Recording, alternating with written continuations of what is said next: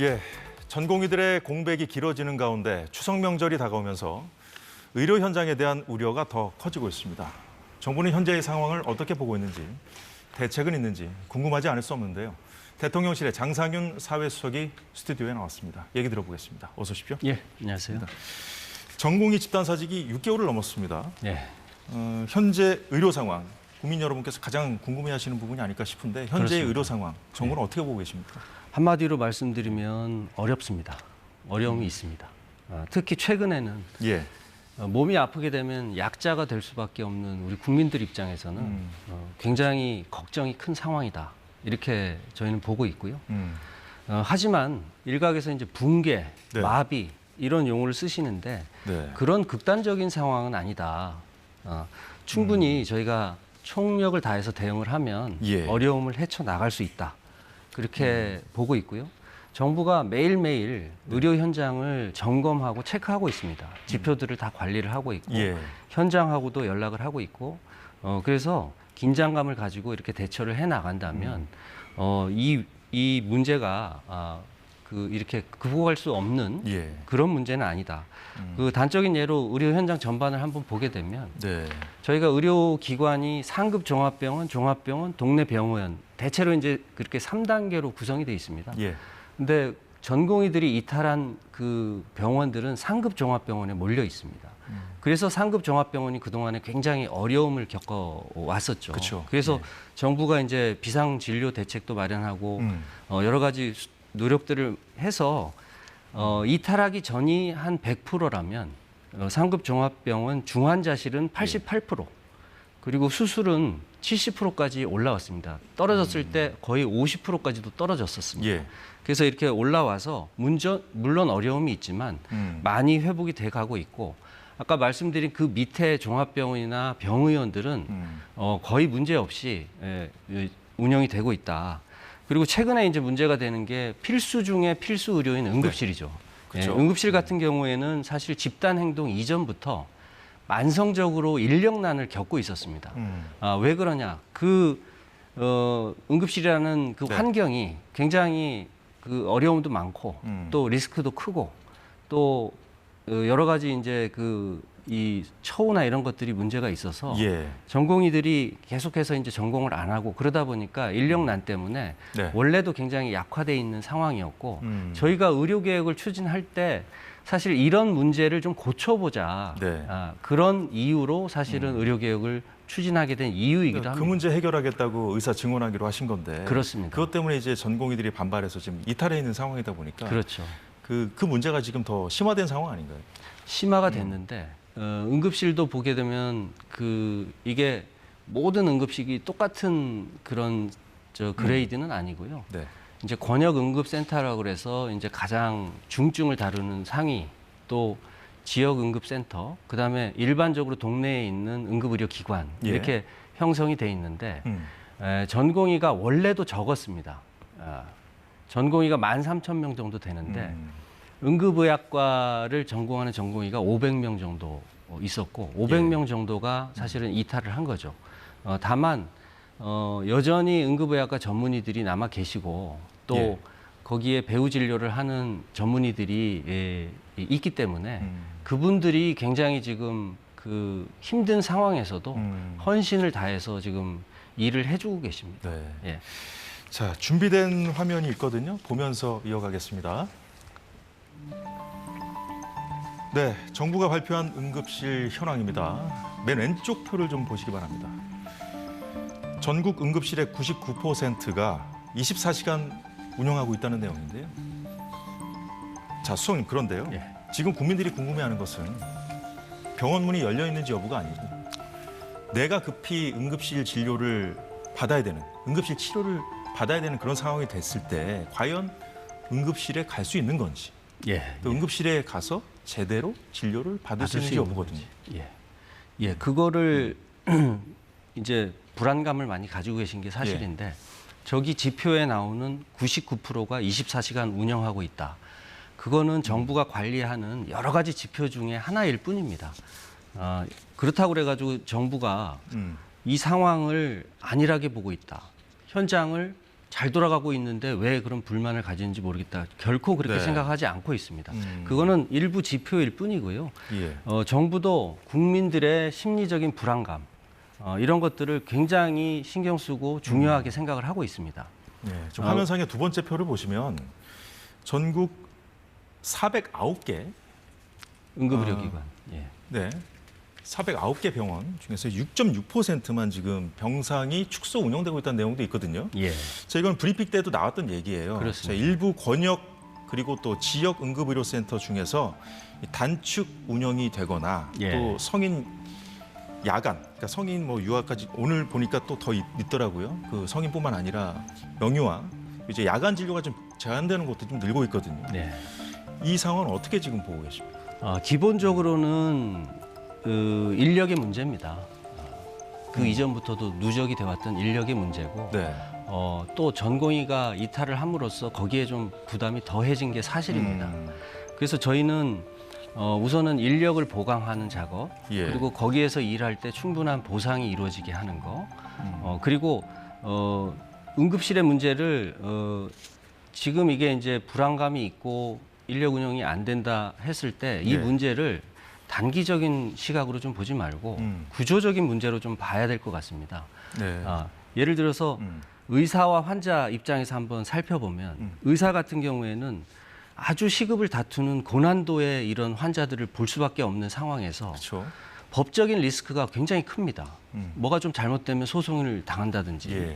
이런 부분들이 있기 때문에 이거를 전공을 안 하려고 그러고 여기서 일을 안 하려고 그렇죠. 하는 겁니다. 음. 그렇다면 이 문제를 해소하려면 또 이 의사 입장에서 보면 그 응급 의학과 전문의만 치료를 하는 게 아니고 뭐 뇌혈관이 문제가 생긴 환자가 응급 환자가 왔으면 그걸 수술을 할 수 있는 신경외과 의사라든지 배후 진료를 담당하는 의사들이 충분히 있어야 환자들을 치료할 수 있는데 예. 그 인력마저도 지금 굉장히 부족한 게 사실이거든요.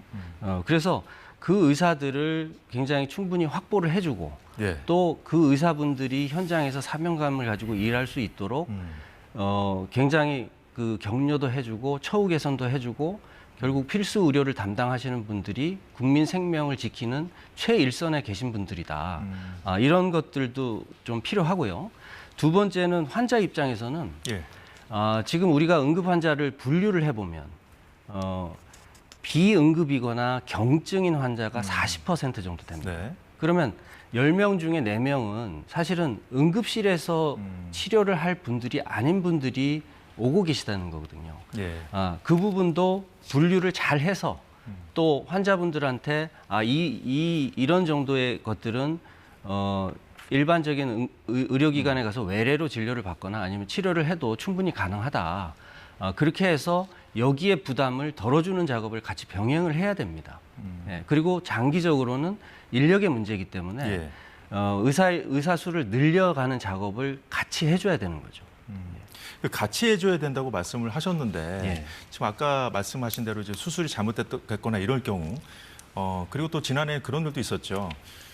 다른 병원에서 다 거부한 환자를 받아서 좀 본 전공의가 법적 책임을 지는 그런 맞습니다. 문제도 있었어요. 예. 그런 문제를 먼저 좀 해결해 놓고 네. 이렇게 증원안을 좀 냈으면 어땠을까 하는 생각 그런 얘기들이 또 나오거든요. 그렇죠. 예. 예, 그런 얘기가 나오는데 이미 정부가 그 지난 2월 1일 날 그 필수 의료 패키지를 발표할 때 예. 이 의사들이 현장에서 겪는 사법 리스크를 완화를 하는 게 가장 필수적인 과제다. 그래서 법안도 사실은 2월 말에 성안을 해가지고 공청회를 한번 했고요. 예. 의료개혁 특위라고 이제 구성이 돼서 과제들을 하나하나 구체화해 나가고 있는데 그 의료사고 소위 이제 가칭 의료사고 처리 특례법이 가장 핵심적인 과제고 속도를 내야 될 과제입니다. 네. 저희는 법안이 이 의견 수렴이 돼서 좀 성안이 되면 금년 안에라도 국회에서 예. 통과가 될 수 있기를 바라고 있고요. 그 작업도 지금 하고 있는데 하고 있습니다. 의사 증언안이 너무 이슈가 되다 보니까 예. 가려졌다 이런 말씀이신가요? 아니요, 그거는 이제 그거는 그거대로 과제를 예. 해야 되고 네. 의사의 증언 문제는 아까 말씀드린 것처럼 이 응급실 문제도 그 기저에는 인력이 절대적으로 부족한 측면이 있고 특히 필수 의료 의사가 부족하지 않습니까? 그렇죠. 예. 근데 의사는 지금 양성하는 구조상 증언을 하면 최소 10년이 걸립니다. 그 전문의가 네. 나올 때까지. 네. 그러면 이거를 미룰 수는 없죠. 예. 그거를 일단 그 증원된 그 의사들이 예. 이제 10년 이후가 되겠죠. 예. 과연 그러면 필수 의료과로 갈 것이냐, 그 예. 유인 기재가 있느냐 이런 그렇죠. 책도 나옵니다. 그래서 저희가 의료개혁 과제를 속도를 내서 이분들이 증원된 그 상황에서 대학 교육을 받고 예. 그다음에 전공을 선택할 때쯤 음. 그때는 우리 의료 현장의 시스템을 많이 바꿔놔야 된다는 거죠. 근데 의대 그 증원하는 것도 이렇게 어려운데 그게 가능할까? 그거는 회의적인 시각도 있어요. 저희들이 의료개혁의 그 과제들은 예. 사실 의대 교수님들이나 현장, 특히 심지어 전공의들도 음. 굉장히 그 빨리 해주기를 바라는 과제들입니다. 네. 아까 말씀드린 것처럼 그 특례법이라든지 예. 또 전공의 처우 개선 문제 그리고 그 이 필수 의료에 대한 수가 인상이라든지 이런 네. 것들은 속도감 있게 계속 우리가 의지를 가지고 해나가고 그다음에 의료 현장에서도 절실히 바라고 있는 과제들입니다. 예. 자, 정부가 발표한 날 의사단체도 자체 집계한 현황 자료를 발표했거든요. 보면서 네. 들어가도록 하겠습니다. 의사들이 내놓은 그 자료는요. 전국 대학병원 57개 대학병원만 봤더라고요. 네. 정부는 이제 400개 넘는 전체 병원을 거의 다 본 건데 예. 그렇지만 이제 그 내용을 좀 보면 그 분만이 안 되는 곳이 14곳이고 예. 흉부 대동맥 수술이 안 되는 곳 16곳, 그리고 영유아 장폐색 시술이 안 되는 곳 24곳, 그리고 영유아 내시경이 안 되는 곳 46곳. 이렇게 좀 구체적으로 지금 내놨는데 이런 상황 좀 파악하고 계십니까, 정부? 파악하고 있습니다. 예. 요게 이제 결국은 예. 이런 종류의 응급 질환을 겪는 분이 왔을 때 치료를 할 수 있느냐. 네. 그 문만 열어놓지 말고 그걸 치료를 할 수 있는 능력이 있어야 받아줄 거 아니냐. 그렇죠. 예, 그렇죠. 그래서 이 문제가 그러면 지금 정부가 의대 증원을 발표하고 그 전에는 정상적이었는데 그 이후에 문제가 생긴 거냐라는 점들을 저희가 좀 확인을 해봤더니 예. 집단 행동 이전에 지금 말씀하신 예를 들어서 영유아 내시경 같은 경우에는 그 이전에도 15개소가 이 대응 가능 기관이었고요. 예. 현재는 발표했듯이 14개소입니다. 하나 정도 줄었죠. 그리고 흉부 대동맥 수술 같은 경우에도 이미 평시에 72개소였는데 3곳 정도 줄어서 69개소. 그래서 그 차이가 네. 크지 않습니다. 크지 않아도 이제 차이가 생겼으니까 예, 생겼죠. 걱정하시는 분들이 예, 있는 그렇죠. 거거든요. 당연히. 예, 당연히 이제 네. 그런 기능들을 저 이전과 다르게 회복을 빨리 해줘야 되는데 예. 그것도 이제 인력의 문제이고 그래서 저희는 어찌됐든 간에 그 전공의가 이제 이탈한 이 상황을 비상 상황으로 보고 그 필요한 그 대체 가능 인력을 최대한 이 응급의료 쪽으로 네. 이렇게 보충을 하고자 노력을 하고 있고 오늘 벌써 그 응급의학과 전문의 8명이 포함된 15명을 예. 군의관을 가장 지금 아까 말씀드린 진료 제한이 이루어지고 있는 기관들에 오늘 이제 파견을 보냈고요. 네. 다음 주에 이제 235명 정도가 추가로 의료기관으로 파견이 나가서 예. 그곳에서 이제 지금 이제 어려움을 겪고 있는 분야에서 좀 투입돼서 일을 하려고 하고 있고. 예, 지금 말씀하신 부분이 이제 그저께 이제 복지부 차관이 브리핑할 때 밝혔던 내용이죠. 그거 이제 맞습니다. 지금 오늘 실현에 들어갔다는 맞습니다. 말씀이신데 예, 예. 급박한 곳 위주로 뭐 핀셋 배치를 하겠다 핀셋 이렇게 배치, 얘기를 예. 했는데, 근데 이것이 과연 그 공백을 메우기에 충분한지 예. 또 지속 가능한지 국민들께서 궁금하실 것 같아요. 예. 물론 이제 그분들이 파견이기 때문에 예. 거기서 아주 오랜 장시간 근무를 하지는 못하는 상황이죠. 그리고 군 인력을 또 파견을 했기 때문에 다시 이제 복귀를 하고 또 대체 인력이 또 나오고 계속 이제 순환이 이루어지는 구조이기 때문에 군으로서도 사실은 일부의 이제 인력에 이제 소실이 생기는 거는 현실입니다. 현실인데 지금 상황에서는 그 한정된 인력을 가장 효율적으로 쓰고 그 다음에 가장 어려움을 겪는 곳에 우선적으로 배치를 해야 되기 때문에 예. 그 상황을 보면서 이렇게 배치가 이루어지고 운영을 해야 되는 네. 그럴 수밖에 없는 상황이다. 예, 이렇게 생각을 해주시면 그 돼요. 어려운 곳에 우선 배치된 뭐 군의관들, 예. 공중보건의들이 거기에 이제 도움이 돼야 될 텐데. 도움이 돼야죠. 예를 들어서 이 군의관은 응급의학과 전공이 아니에요. 예를 들어서 예컨대. 근데 이제 응급실에 파견이 됐단 말이에요. 예, 진료에 좀 한계가 많다는 지적, 이런 예. 지적들이 이제 현장에서 들린다고 하거든요. 예. 그 부분은 근데, 어떻게 보십니까? 저희가 이번에 15명을 파견을 할 때 예. 그냥 응급의학과 전문이 필요하냐 아니냐 뭐 이렇게 물어본 게 아니고 예를 들어서 어느 병원에서 그 원래 근무를 해서 전공의 과정을 거쳤던 응급의학과 전문의 네. 가급적이면은 매칭을 현장에 바로 가서 바로 적응을 하고 그 시스템에 도움이 될 분들을 예. 요구를 받아서 그분들을 골라낸 겁니다. 그리고 요즘은 이제 군이라고 그래서 그냥 강제로 어느 날 저희 가서 일해라.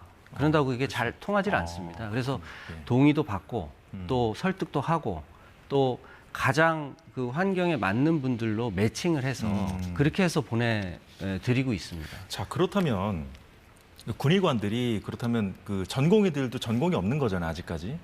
전공의들은 전공의들의 역할을 대신하는 그런 개념인가 보죠. 전공의들의 역할이 아니죠. 그러니까 군의관들은 예. 이제 대부분 전문의 자격을 가진 분들이기 때문에 예. 아까 말씀드린 것처럼 15명 중에 이제 8명은 응급의학과 전문의를 그럼 일단 가지고 응급실에서 있고. 받아서 수술하거나 치료하는 대응까지 가능한 가능하죠. 거다, 그런 말씀이시군요. 예, 가능합니다. 예. 자, 일단 다시 복지부 브리핑 자료로 좀 넘어가 보겠습니다. 다시 한번 보여주시죠. 맨 오른쪽 표로 한번 봐주시겠어요? 자, 응급실 근무 인력이 절반 가까이 줄었다는 민주당 내에서 나온 주장이 있었어요. 이거에 네. 대해서 정부가 사실이 아니라고 반박을 했었는데 예. 지금 저 73.4%다, 평시에 비해서. 네, 네. 저 자료를 근거로 해서 반박을 맞습니다. 하셨던 건가요? 네, 맞습니다. 어떤 내용입니까? 예, 어떤 내용이냐면 아까 말씀드렸듯이 우리 의료기관도 좀 체계가 있듯이 응급실도 권역, 지역센터, 지역의료기관 이렇게 나뉘어져 있는데 예. 거기에 이제 근무하는 분들을 인력 현황을 살펴보면 제일 밑단의 동네 응급실은 사실은 전공의가 이전에도 없었고 그 전혀 변동이 거의 없습니다.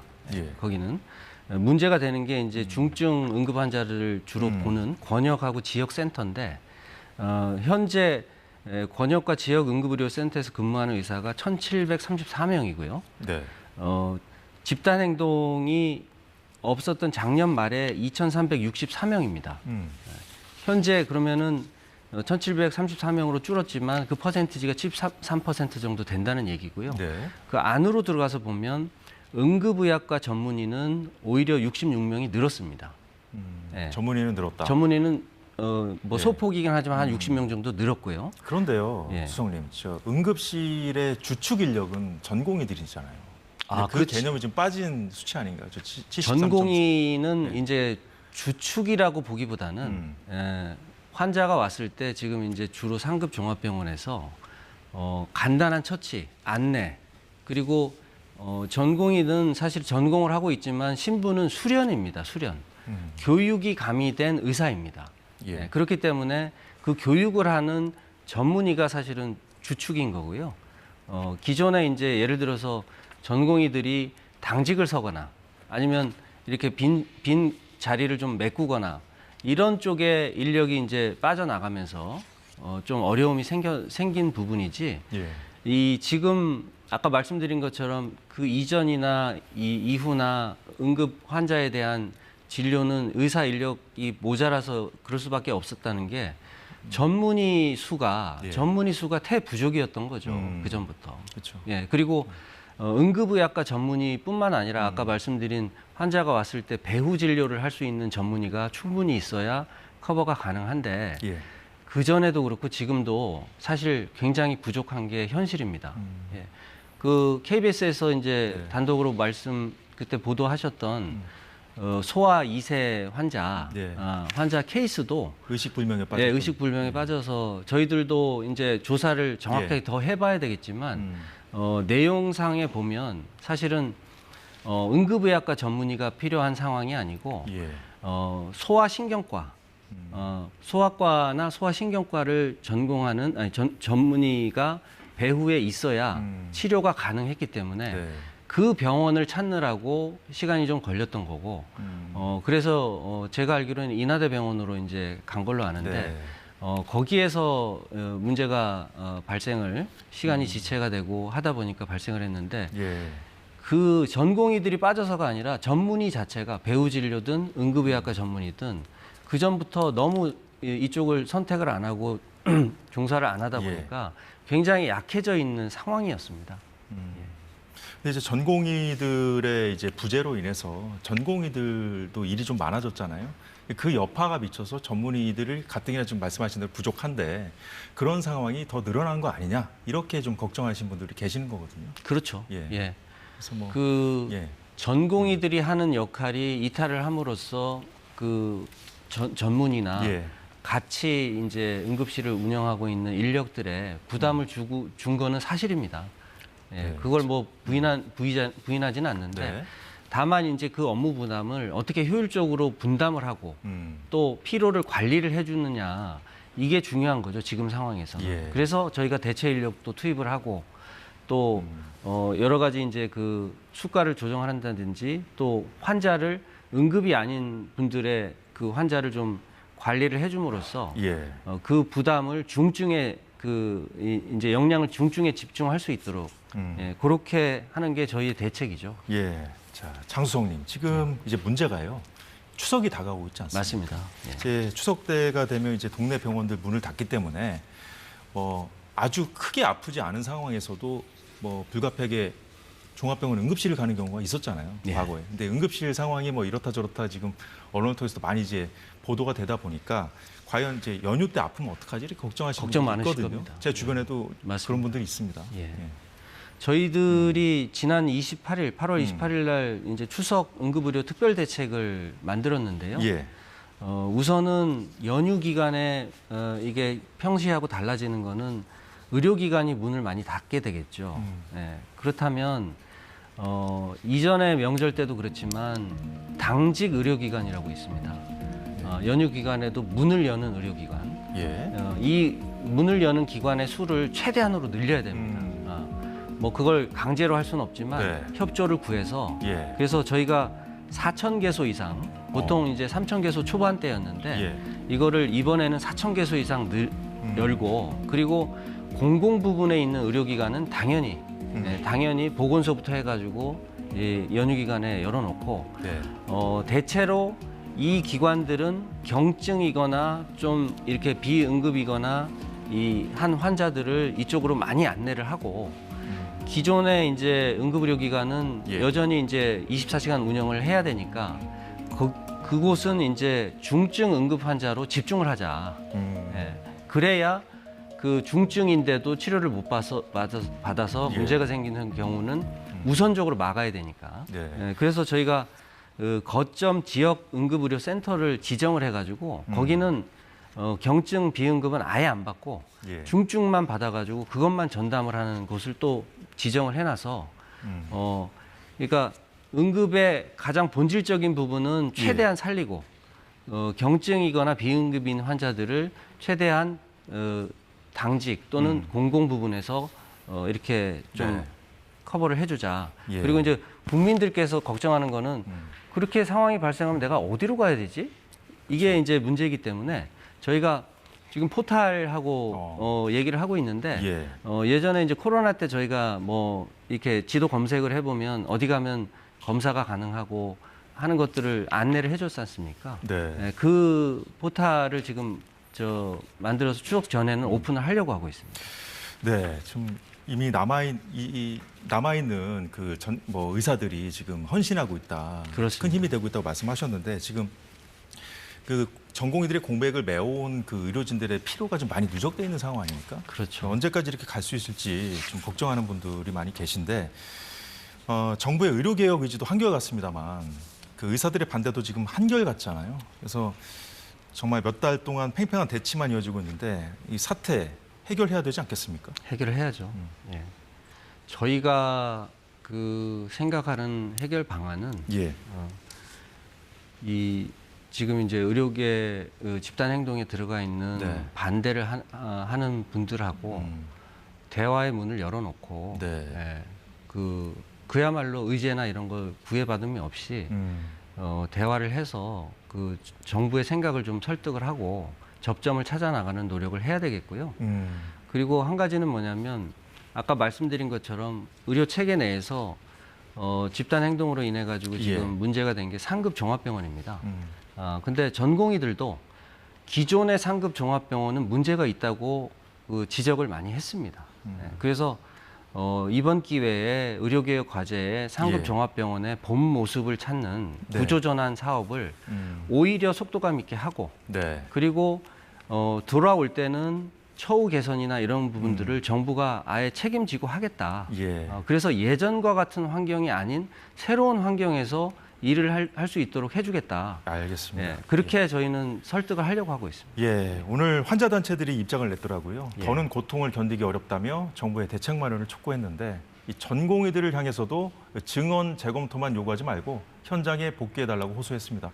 예, 정부와 의사들 모두 국민들 목소리에 귀를 기울여야 실마리가 보이지 않을까 싶습니다. 네, 장상윤 대통령실 사회수석 얘기 여기까지 듣겠습니다. 오늘 나와주셔서 고맙습니다. 네, 고맙습니다.